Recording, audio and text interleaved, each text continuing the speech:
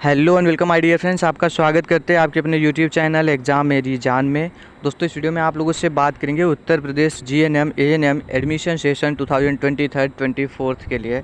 तो दोस्तों मेरिट के आधार पे आपका चयन होने वाला था। एक मेरिट लिस्ट रिलीज़ हुई है, लेकिन उसमें क्या हुआ कि 453 सीट आपकी जीएनएम में है, 1362 लोगों का नाम शार्ट लिस्टेड किया गया है। एएनएम में 1800 सीटें हैं तो 2700 का नाम शार्ट लिस्टेड किया गया है। अभी स्टूडेंट्स का ये क्वेश्चन है कि मेरिट लिस्ट में क्या जिनके 453 रैंक तक हैं उनको ही ट्रेनिंग सेंटर अलॉट होगा, या फिर एएनएम के लिए जिनका नाम 1800 रैंक तक है क्या उनको ही ट्रेनिंग सेंटर अलॉट होगा। तो इसी टॉपिक पर बात करूँगा। वीडियो बेहद ही महत्वपूर्ण होने वाली है। लाइक करते हुए चैनल सब्सक्राइब कर लें। टेलीग्राम अगर अभी तक आपने ज्वाइन नहीं किया तो ज्वाइन कर सकते हो, डिस्क्रिप्शन में लिंक मिल जाएगा। चलिए फ्रेंड्स, वीडियो को हम स्टार्ट कर लेते हैं। तो दोस्तों मैं जीएनएम वाला मेरिट लिस्ट पहले ओपन कर लेता हूँ, और क्या कुछ डॉक्यूमेंट्स लगेंगे इस पर ऑलरेडी वीडियो अपलोड है, आप उसको देख लीजिएगा एक बार। क्योंकि मैं आपसे बार बार से बोलता हूँ जिस दिन आपका अलॉटमेंट रिजल्ट आ जाएगा फिर आपको टाइम नहीं मिलेगा एडमिशन लेने के लिए और डॉक्यूमेंट्स आपको क्लियर कराने के लिए, ठीक है, सही कराने के लिए आपको टाइम नहीं मिलेगा। इसलिए अभी आप अपना डॉक्यूमेंट जो है उसको रेडी कर लें। तो दोस्तों 453 आपकी सीट है जीएनएम के लिए। पहले जीएनएम की बात करूंगा, उसके बाद एएनएम के लिए करूंगा। 453 सीट है। अगर मैं 453 पे जाऊं तो देख लेते हैं कि क्या कुछ कट ऑफ रहा है 453 पर, उसके बाद आपको समझाते हैं। 437, 56, 53 ये रहा। तो यहाँ पर देखिए 88.233% है जो 453 रैंक है, और कोई ये स्टूडेंट है वंशिका सिंह करके। तो देखिए सभी को ट्रेनिंग सेंटर नहीं अलॉट होंगे जिनका नाम 453 रैंक तक में है। इसको आप बिल्कुल क्लियर समझ लीजिए। सभी को 453 रैंक में जितने कैंडिडेट आते सभी को ट्रेनिंग सेंटर नहीं अलॉट होने वाला है। इसके नीचे के जो स्टूडेंट्स हैं, जैसे कैटेगरी अगर आपकी लोअर आ जाती है, या फिर जिन्होंने एएनएम कर रखा हुआ है, 5 साल का एक्सपीरियंस है जिनके पास, उनको वेटेज मिलने वाला है। जैसा कि आपका प्रॉस्पेक्टस में ही मेंशन था, 10% सीटें सिर्फ मेल कैंडिडेट के लिए रिजर्व हैं, 15% सीटें एएनएम कार्मिकों के लिए है। मतलब जिन्होंने एएनएम कर रखा था, साइंस स्ट्रीम से थे, तो 15% सीटें उनके लिए है। और यही रीज़न रहा कि जो मेरिट लिस्ट आपकी रिलीज़ हुई है उसमें 58%, 52% इतने पर भी नाम आ गया, और आपका 85-86% इसका एवरेज आपने मेंटेन किया, फिर भी आपका नाम नहीं आया हुआ है।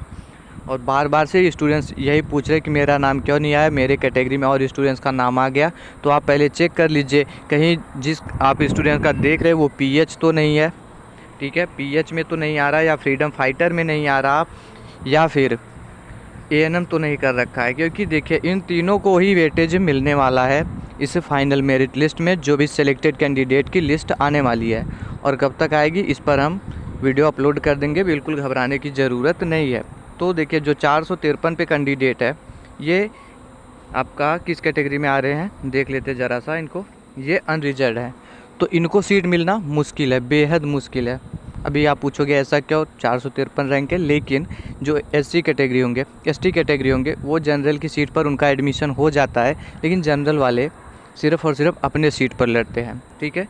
ये एससी या एसटी कैटेगरी द्वारा इस सीट को हटा दिया जाएगा, मतलब ये इनको नहीं अलॉट होने वाला, भले से रैंक इनकी 453 ही है, ठीक है। और क्योंकि कोई काउंसलिंग नहीं होती इसलिए बच्चे यहाँ पर गलती कर नहीं पाते जिससे कि दूसरे स्टूडेंट्स को लाभ मिले, ऐसा वो कर नहीं पाते। और जो DGMH यूपी है वो अपने थ्रू ही सीट आपको अलॉट कर देती है जो आपके परसेंटेज में मिल रहा होगा। ऐसे मतलब लोअर कैटेगरी वाले जिनका कि आप देखोगे 700 रैंक तक जा रहे हैं उनको भी ट्रेनिंग सेंटर अलॉट हो जाएगा।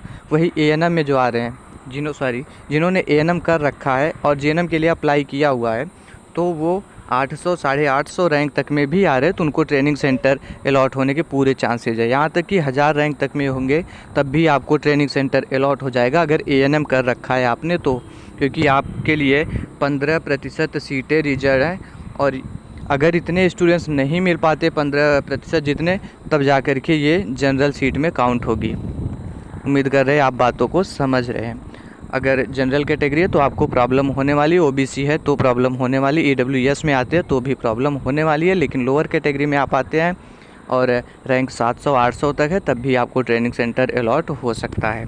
आगे मैं बात करूँगा एएनएम के लिए, जल्दी में बात करते हैं। तो एएनएम के लिए देखिए 1800 सीट थी आपकी और 2700 लोगों का नाम शॉर्ट लिस्टेड किया गया। अभी कुछ स्टूडेंट्स हमसे कह रहे कि उनके पास ये इन्फॉर्मेशन आ रही कि 200 लोगों का नाम ऐड हुआ, 300 लोगों का नाम ऐड हुआ। तो दोस्तों अफवाह पर ध्यान नहीं दें, ये कहीं पर नहीं, आपको साइट देखने तो आता ही होगा। नहीं आता है तो हम हर एक इन्फॉर्मेशन देते हैं और गलत इन्फॉर्मेशन बिल्कुल आप तक नहीं पहुंचाएंगे, ठीक है। तो 1800 रैंक पर मैं देख लेता हूं और सीट किसी का नाम वाम बढ़ा नहीं है दोस्तों, इसके लिए बिल्कुल आप परेशान नहीं हो। जो मेरिट लिस्ट है यही है, एक भी लोगों का नाम और नहीं बढ़ा है। तो ये 2700 रैंक तक थे, देख लेते 2700 रैंक कहाँ पे हो रहा। तो ये देखिए 2698 रैंक बन रही है। ये कौन है, एससी कैटेगरी में आप आ रहे हैं, जो नाम है पूजा कुमारी करके, ठीक है। और इनके जो परसेंटेज है वो 83.017 है, ओके। तो देखिए इनको तो ट्रेनिंग सेंटर अलॉट हो जाएगा, भले से रैंक इनकी 1800 है। अभी आप पूछेंगे ऐसा क्यों, तो देखिए आप जनरल की सीट पर आपको मिल जाएगा, आप अपने कैटेगरी की सीट में पा सकते हो। जैसे एससी के लिए रिजर्व होता है, एसटी के लिए रिजर्व होता है, आपको उसमें ट्रेनिंग सेंटर अलॉट हो जाएगा, जनरल में अलॉट हो जाएगा आपको। लेकिन जो जनरल कैंडिडेट हैं, जब एससी या एसटी कैटेगरी उनकी सीट पर आता है और उससे ज़्यादा परसेंटेज हो जाते हैं तो जनरल की सीट में से उसको सीट अलॉट कर दी जाती है। उम्मीद कर रहे बातों को आप समझ पा रहे होंगे जो मैं इस वीडियो में कहना चाहता हूँ।